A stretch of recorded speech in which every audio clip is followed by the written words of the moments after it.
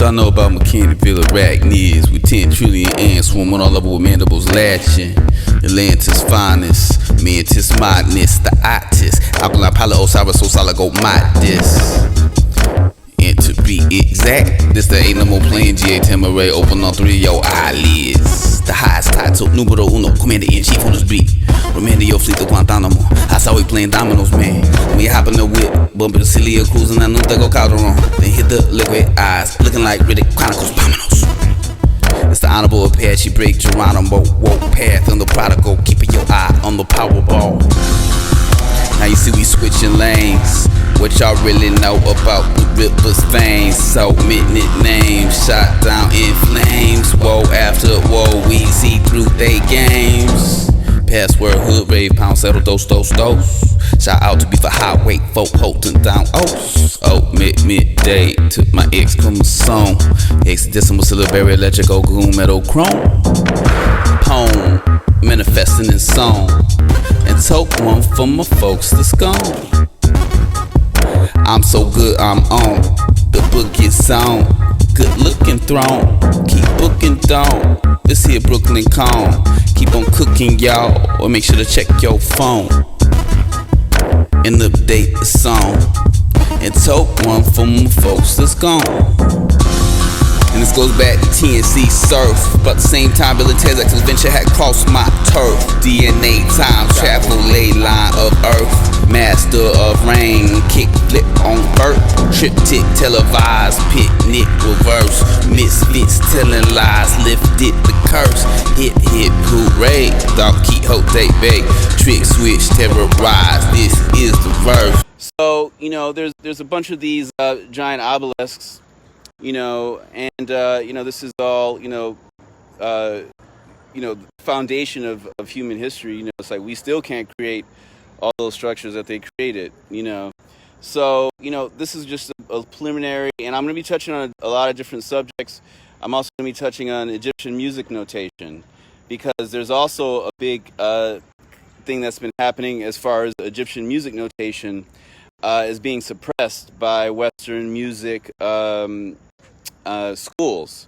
Like if you go to any school, you go to Berkeley School of Music, you go to Berkeley, go to Juilliard, they're not going to show you, there's no course in Juilliard, there's no course in Berkeley, there's no course in any institution around the world that's going to show you Egyptian music notation. And they were actually using color, they were using different colors. They weren't using purple though, because that's the royal color, but they were using different colors to represent all the different half steps, like 12 different half steps.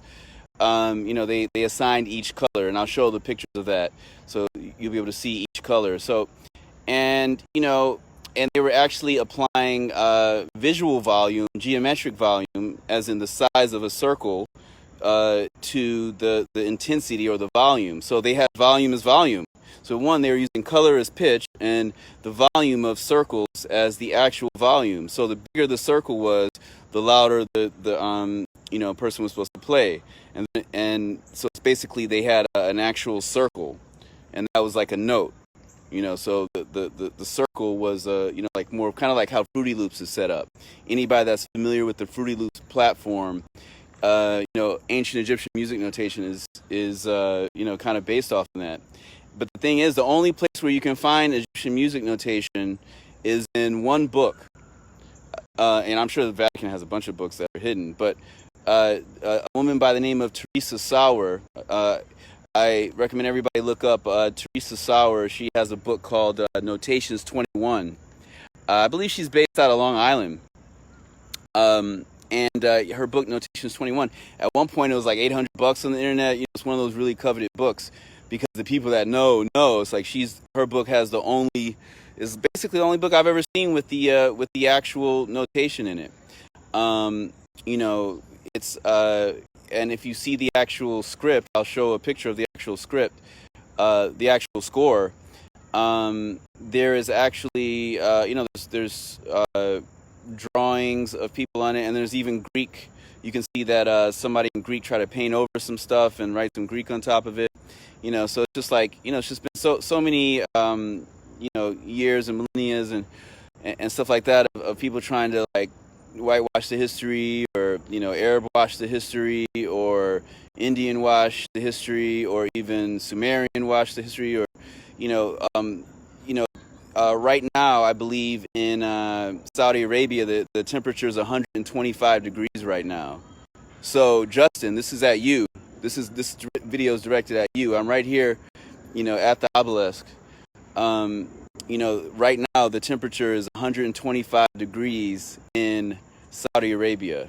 So given that the temperature is 125 degrees, we can safely say that, obviously over the eons, there's been, ice ages and changes in temperature, but it's really hot out there. It's very hot and it's getting hotter. Sirius is coming back, as we get closer to Sirius or farther from Sirius, there's different types of, ice ages, and, Andromeda's coming, there's all different types of things that are happening on the Andromeda Galaxy is what I mean. The Andromeda Galaxy, we're approaching them. It's going to take billions of years for us to actually merge galaxies, but the thing is that, he came at me trying to like stun me, and so this is a video. This video's a preview of what's going to be what we're going to be covering. But so this video is pretty much just we're gonna cover Egyptian music notation. So I'm going to talk about that. Now, as far as Egyptian music notation, if you go to any school, like I was saying, you can go to any school in the country right now, and you ask the professor about Egyptian music notation, and they're going to look at you blank, because as far as we're taught, music notation starts with Western, the monastic tradition of classical monks. But the thing is that monks in Italy and things like that, the monastic tradition. But if you look at the actual history of it, before the monks were doing it in Europe, there's music notations all around the world. The Tamils, Dravidians, they have their own music notation that's actually set up very, very similar to this obelisk. It's actually based in cartouches. And they have these different cartouches as different, like, kind of maybe like little loops or something like that. I forgot exactly how it's set up, but I'll put the picture of it up so you can see the actual Tamil cartouches. There's music notations of people all around the world, and Westerners have been, European colonial Westerners have been censoring the music notations of people from all around the world. And so if you go to school right now, currently, they're going to teach you, Western classical music notation, and maybe they'll show you some, like, some of the more 20th century, modern, maybe Cage or Stockhausen or some of the more what they call graphic notation, things like that. But they're never going to show you, the music notations from around the world. So as I was saying before, there's Tamil music notation. There's even Tibetan music notation. When the monks were chanting and doing all their chants, they actually had their a formal notation that was based in waves. So we're used to thinking that music notation has to be particles, and what I mean by particle is like an actual bundle of time as represented by a symbol, instead of like linear time represented by waves. The Tibetans were actually using these like kind of waves to mimic the inflections of their chants, of their prayers.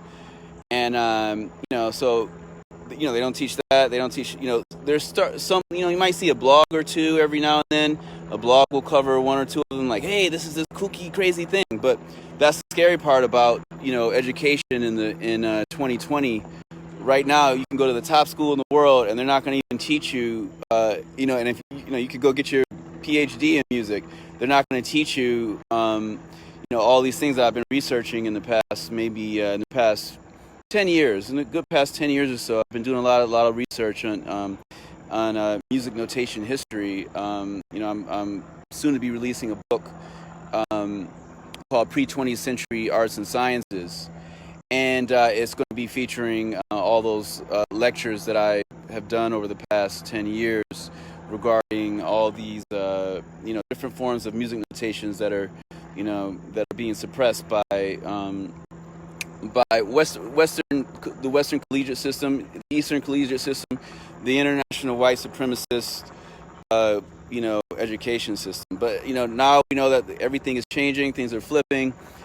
People might have to be doing remote education in the future, and a lot of people will be like, oh, internet, all that stuff's not valid or whatever. But it is all valid. The internet, Wikipedia research is just as valid as a library in a small, town, and a bunch of books by a bunch of people that were KKK members. It's like, Wikipedia obviously is flawed in the sense that anybody can change things, but it's better than nothing. Because I grew up with the World Book and all that type of stuff, and Wikipedia is definitely better than nothing. And now that we have that type of thing, now that we have different sources of data, the more the better. So it's like right now, any kid can just go into Wikipedia and learn how to be, learn all types of sciences. You can learn, you can wig out on Wikipedia and learn all types of stuff.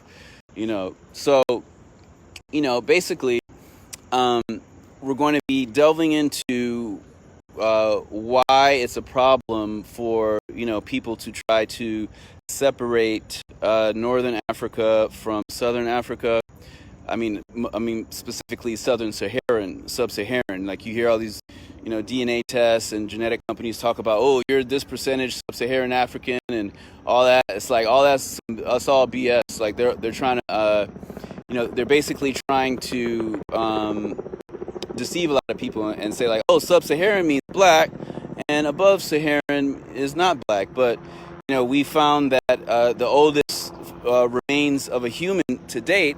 It used to be around Ethiopia, around like Kenya and stuff over there in East Africa, but now it's switched to West Africa, and the oldest bones now for a human is actually 300,000 years old and that's in Morocco. So, the oldest bones, that's 300,000 years old, Morocco, that's the black person. Because, the Neanderthalis genes were not added to the human genome until about 55,000 years ago. That was when the first, Dravidians emerged, the first like Tamils and dark, black people with straight hair. The Neanderthalis straight hair gene was added to the genome, the human genome. And you have the I think it's OCA2 gene. And that might, that's probably the recessive gene that eventually led to, albino Indians becoming, becoming the Caucasian diaspora, and as well as, if you take the Jawara people from the Andaman Islands, they're the actual ancestors of all Asians and all, all Indians as well. And they live in an island right next to India, and how come they haven't, turned to looking like Indian people or something like that, or Asian people, and they've been there the whole time. And it proves that all these things that we've been taught in school, or a lot of these things are lies as far as history, because they taught us like, oh, Europeans have skinnier noses because the climate was drier, and the noses are adapted to that. All the Darwinian, type of stuff. But the thing is that, that's fake. That same teacher I was telling you guys about, my social studies teacher, that same teacher, she told me, it's like, yeah, black people developed bigger, wider noses so that they could breathe in more air in the tropical wet climates. And it's like, yo, that's hogwash. That's BS, because, Europe was totally populated by black people. Every continent was totally populated by black people before any other people existed, because, we know that humans go back to at least 300,000 years old. We've also found, in North America, the oldest known human, it goes back to at least 11.5 thousand years old. That's the Lucia woman. And, they tried to burn down the whole Rio museum where she rested. And luckily, her bones were able to be salvaged from the Bolsonaro's kind of fascist, burning, whoever in that country burned down the Rio Museum. Like, oops, accidentally burned down the museum. So basically, there's that. That's the Lucia woman. She goes back about 11,000 and a half, 11,000 years old, about 11.5 thousand years old. And then there's also the remains in, this is a new thing that goes back to about 130,000 years in California. They found mastodon bones that were like broken up and scraped by intelligent beings. So, that's obviously black people, because if that was 130,000 years ago, Neanderthals never made it to the Americas. Cro-Magnons never made it to the Americas. Cro-Magnons actually couldn't even pick up spears. Cro-Magnons' arms were actually a little bit more like how, maybe like how a deer or a dog or something, like they didn't have full range of motion like humans, And the thing is that, this next decade, we're going to be finding out a lot of history that's been hidden. Whether they bring up the old Vatican stuff or who knows what they do, everything's coming out via Wikipedia, via YouTube, And to all the people that are like, well, if it's not in a book, it's not real.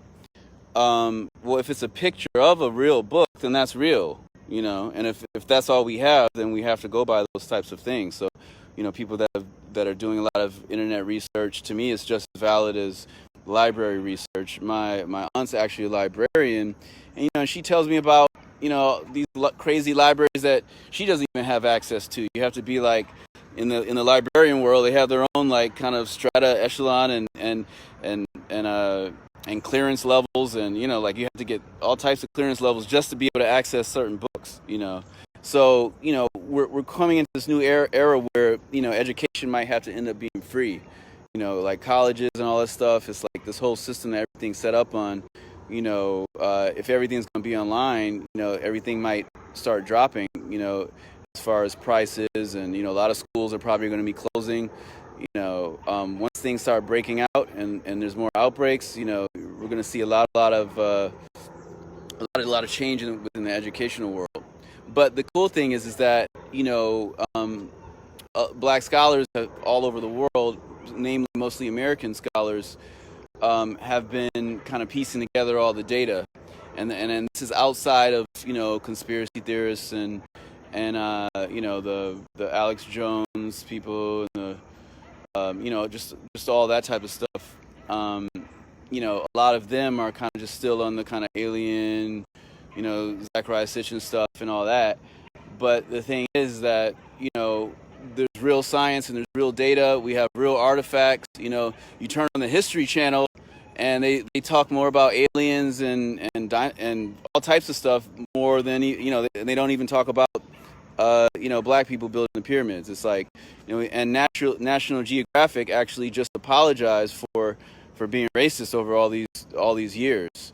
Because National Geographic, they've been known to say like, oh, black people had one dynasty within the within the empire. So this is at DJ Justin Time at Justin Lee Lamas, and so he was basically saying that the Egyptians weren't black and this and that, and he was coming at me on the internet. So this is a preliminary lecture. I'm going to be doing a full lecture in the office with the we're going to do like an actual investigation and show pictures and things like that. But today this lecture is more about just the overall effects of colonialism in erasing history.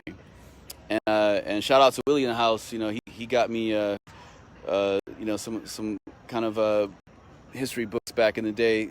From stores that like Barnes and Nobles, doesn't even carry, because like Barnes and Nobles and all these stores, if you go into Barnes and Nobles right now and you look and you go to the Africa section, you're not going to find Egypt. They've separated Egypt from Africa, because they're like, oh, that's sub-Saharan Africa. Yeah, shout out, exactly. The Dogons, full knowledge of exactly. Sirius. I was just talking about the Sirius star system and Andromeda coming closer. Eventually the Milky Way and Andromeda are going to merge. But that's past all of our lifetimes. It's going to be like billions of years from now. when those two galaxies merged. But yeah, the Sirius star system, the Dogons were definitely able to to see the invisible star, as far as Sirius A and Sirius B. And when Egypt fell, when the Northerners, when the Europeans did take over Egypt, like the Ptolemaics and all that type of stuff in the last dynasties, in the fall of Egypt, a lot of the Egyptian priests actually fled to the Dogon tribe, like you mentioned, but also a lot of the priests fled to Nigeria, because Yoruba is actually the closest living language to this notation that you see on the wall, these hieroglyphs. The Egyptian hieroglyphs, the ancient Egyptian language has 500 words, and I'll put the list up. There's 500 words in ancient Egyptian and Yoruba that are exactly the same. So if you want to learn ancient Egyptian, all you gotta do is learn Yoruba. But they don't tell you that in school. But when you see the list, you can't dispute the list. You cannot dispute that Yoruba, and ancient Egyptian are pretty much the same. And also, the Meta Netter has never been translated using Yoruba, because it was translated using German, and a lot of white supremacists, they all translated that stuff. They used to call their movement Orientalism, and then they changed it to Egyptology. So in the 1800s they were Orientalists at first, and then they changed to Egyptology. But a lot of those people were kind of on some occultic, like when you see Sherlock Holmes movies, and then you see he goes behind a wall, and he'll go into a secret society of English people worshiping Egyptian stuff, and so like a lot of times the European occultist appropriation of ancient black history and artifacts and symbols and things like that, a lot of that has tended to take a darker side. And what I mean by darker side is when people are actually kind of like Crowleyism and even Madame Blavatsky, and just people that are like Satanists and stuff like that, people that are really on some real negative stuff. And so they've kind of we've been taught that voodoo is evil and Egyptian stuff is evil, and like, because even if you go to Egypt and you try to if somebody wants to practice some ancient Egyptian ritual or something like that, that's illegal, because only the three Abrahamic religions are illegal in Egypt. And I was shocked when I was in Egypt. I was like, wow, really? Like, we're in Egypt, but they're not allowed to actually practice what the Egyptians used to practice or whatever, do some ceremony or something, and that's the case, and that goes back with the whitewashing thing. And also when I was in Egypt too, and Arab washing as well, because a lot of times people look at history based on who the people are that are living there today, but you can't do that. So it's like, yeah, obviously right now in Tunisia people are way lighter skinned than they are in the Congo, but 10,000 years ago it wasn't like that. 10,000 years ago there were no Caucasian people, and 60,000, 70,000 years ago there were no Indian people. So there was no straight hair about 70, 80,000 years ago. So you really got to put things into perspective. And this kind of relates to all like the canon stuff too, and like given that I found out that my haplogroup is the original Eve haplogroup. I'm an L1 haplogroup, and I'll put all the science and stuff like that, all the images and all that, what that means. But the L1 haplogroup, that's the original genetic Eve, like the Bantu tribe, the Bantu genetic Eve, coming from Africa. And the L0s, those are the pygmies, but they were mixed with other non-human DNA, as well as the L2s and the L3s, and then all the deviations of the L3. So the L3 is the main ones that mixed with the Neanderthals and spawned all of the other.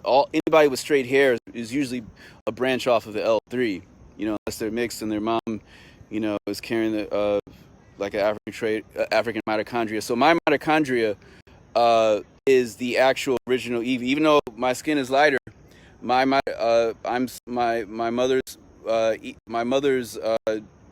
DNA is the actual original Eve mitochondria. So male Y chromosome can add all different types of weird traits and features and all types of stuff, but it's the mitochondria that are the powerhouse of the cell, and the mitochondria of the L1 people like myself, the L1 haplogroup, our mitochondria is the original. That's the exact same mitochondria of Eve. So Eve, the genetic Eve, passed it on to them, passed it on to them, to them. So one of my grandmothers was the first Semite. One of my grandmothers was the first human. One of my grandmother's great-great-grandmothers was the first American, the first European. That's the L1 haplogroup. So the admixture with the Denisovians and the Neanderthals, didn't happen until like around 55K years ago. But yeah, so to wrap this up, we're here at this obelisk to actually combat the overall attack on the truth, on real history, on Black history, which is human history, because humans are Black people, because in the sense that we came from Black people, and recently there's been new ethnicities that have come out of that, but there is no such thing as race, and the problem is what's happening right now is that our school systems aren't teaching the truth. They're just teaching a very, very whitewashed, even Arab-washed, or whichever region whoever's controlling, Indian-washed. I'll show a picture of the National Geographic when they tried to show the Lucia woman that I was speaking on.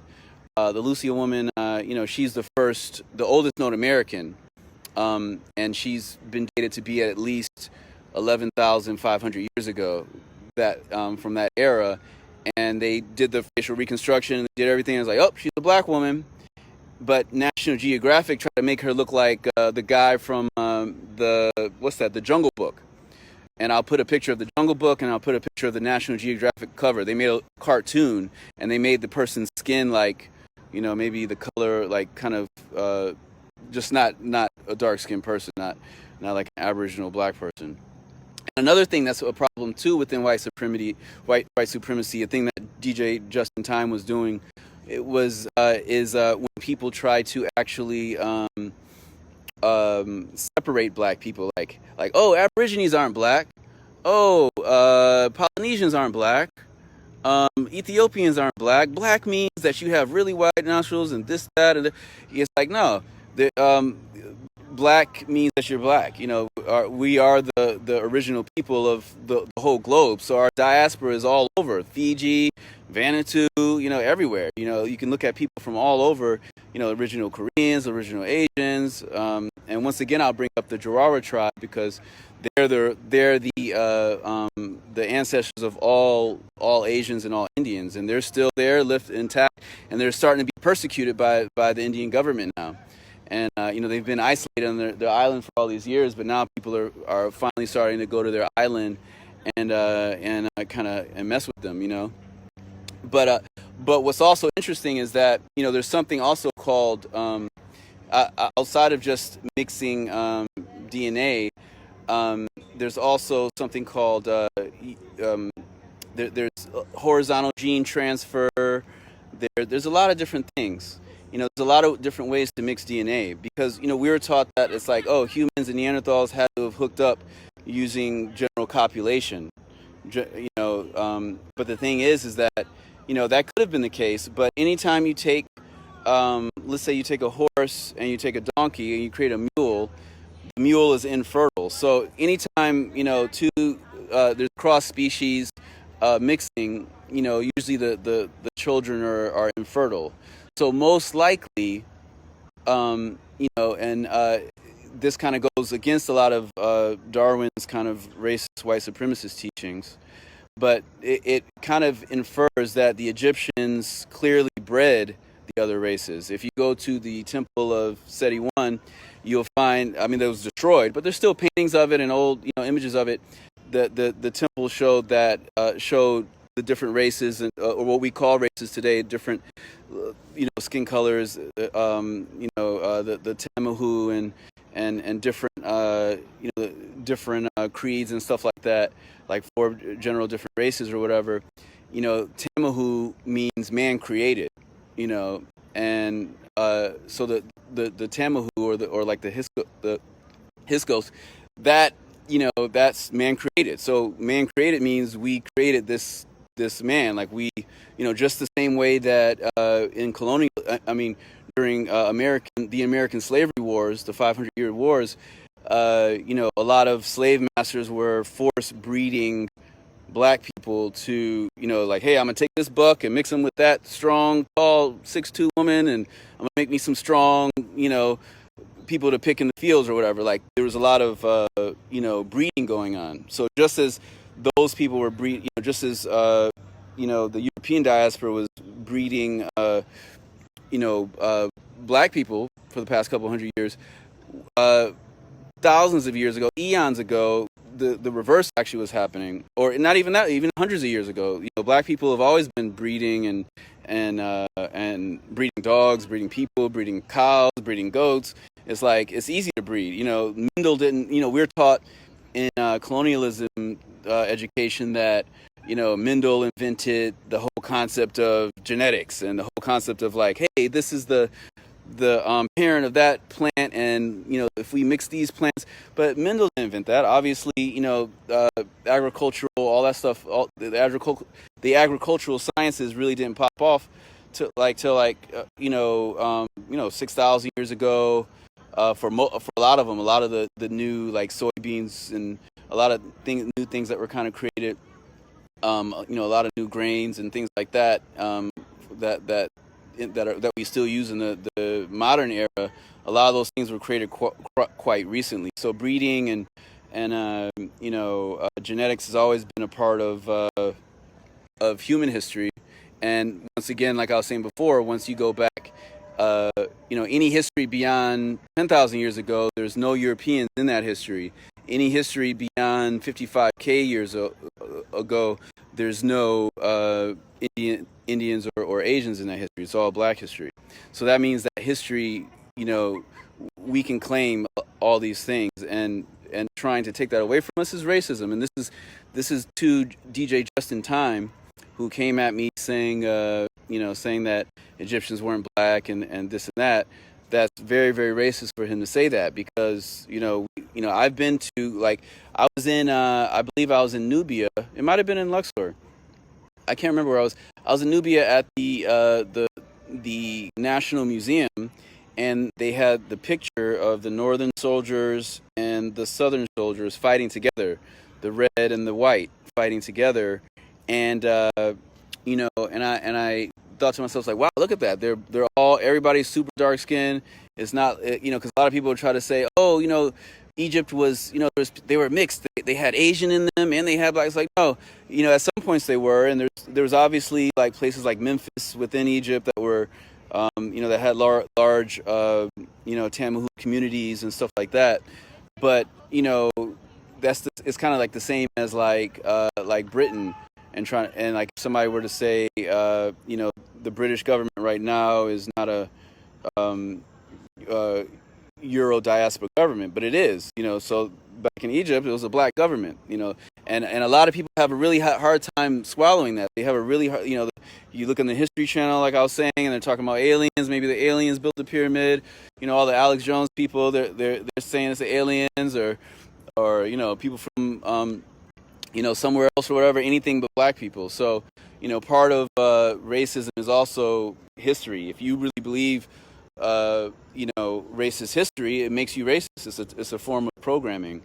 And so Justin was coming at me saying that our debate originally, DJ Just in Time, the debate originally began when I was speaking about the fact that black people were the first Americans. Like, we came here in boats before anybody else, and he was saying no, he's going with the classical view that black people never invented boats, and then the Europeans enslaved black people and brought them over here, like Moses or something. Like Europeans were the only way that black people were able to get to America. And that's what most people believe. That's what they teach in school. They don't teach about the Olmecs and the Lucia woman. I'll show pictures of all these things. They don't teach about all that. So, and I'll also be doing a lecture at DJ Toltec, Jason Toltec, because that's how it originally started. Jason Toltec was coming at me saying like, Olmecs weren't black. Why are you trying to steal my heritage? I'm like, no, why are you trying to steal my heritage? The Olmecs, you denying, saying that there was no black Olmecs is racism. They're clearly black. But when Ivan Van Sertima actually went over to the Olmecs, and when Ivan Van Sertima went over to the National Convention of Archaeologists around the world, he's an archaeologist.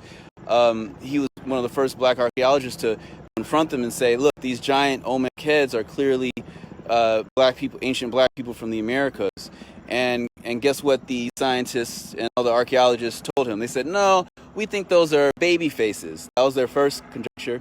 And they're like, or maybe they're jaguar faces, And then even Jason Toltec was trying to show me a picture. This is a recent picture that just came out a couple years ago, where somebody was trying to, compare a kind of like a more obese Central American diaspora person that's of the Indian descent, and trying to say, look, that was him. And they try to put the faces together, but it's really, it doesn't look like the Olmec heads. And if you've seen the Olmec heads, you put a hoodie on it, or you put a flat brim cap on it, you can clearly see it's a black person. I mean, everybody can clearly see that that's black. But people that have this racist notion in their mind that black people never invented anything, then those are the people that are continuing to keep those racist notions alive. That's why I'm coming at DJ Just in Time and at DJ Toltec. But this video, Toltec's going to get a whole nother video, but this video is just for DJ Just in Time. All right. So originally, DJ Just in Time was saying, no, I'm from Hull. He said he's from Hull. He's from a shipping town in UK. He knows about shipping, and you can't put a raft on the ocean and float. And so I'm like, look, you can take a bottle and you can throw a bottle in the ocean in Japan, and that bottle can land in California, just like Fukushima right now, still leaking. Stuff is coming up on the California shores. So you can throw a bottle in the water and it can reach there. So obviously, you can throw a log in the water, and that log might reach the other side. So you can thus make a raft, and you could go by the shores. You can go all over. You can make big boats, big trees. So I brought up the Egyptians and the tombs and the giant boats. Most many pharaohs were buried with either large ships or small models of ships. I'll show the pictures of all these things, and and I've seen them myself. I've been to to Giza, and I saw the one of the major ships that they had unearthed, and these were huge ships that were large seafaring ships that can make it to the Americas. You don't need to have a giant barge or a giant like Spanish Armada ship to make it to the Americas. But even those ships, those were designed by black people too. The White House was designed by black people. DC, Banneker. Benjamin Banneker, Benjamin Bay, all these things were designed by us, and people are trying to erase us out of history, and they're still trying to do it, and they're aggressive with it, and they're relentless, and that's why, I told Justin, I was like, hey man, that's racist to say that the Egyptians weren't black, and obviously some of the last dynasties, Europeans came into those dynasties, but that was towards the end, Egypt ran for a very, very, very long time. And so yeah, here we are at the obelisk. We're at Cleopatra's Needle here at Central Park. And back to the thing about, we're going to talk about genetics again. So the oldest known human that we know is about 300,000 years old, and that was found in Morocco. And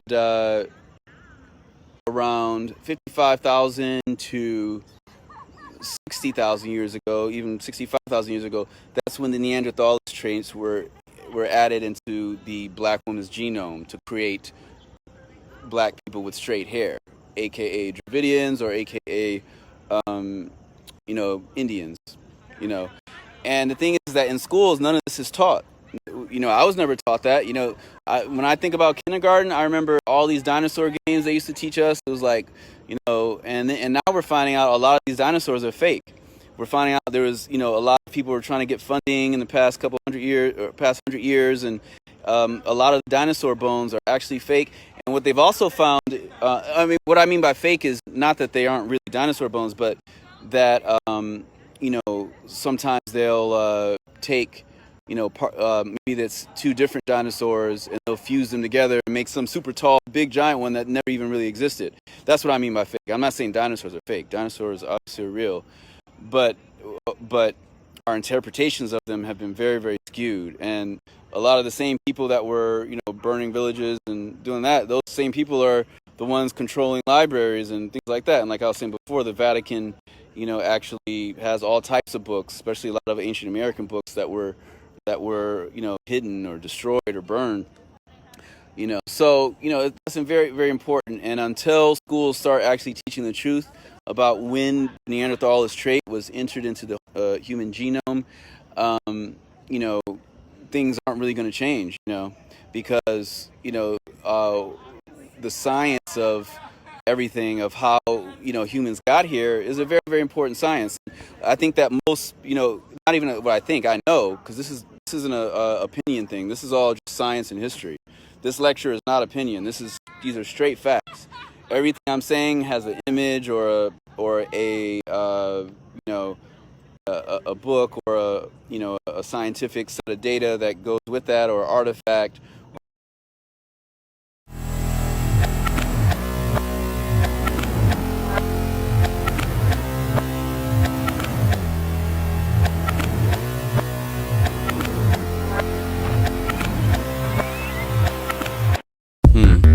What y'all know about mechanical arachnids with 10 trillion ants swarming all over with mandibles latching? Atlantis finest, mantis madness, the otis, alkaline pala osiris osalago modis. And to be exact, this the ain't no more playing GA Tamaray, open on 3 of your eyelids. The highest title, numero uno, commander-in-chief on this beat. Remember your fleet to Guantanamo, I saw we playing dominoes, man.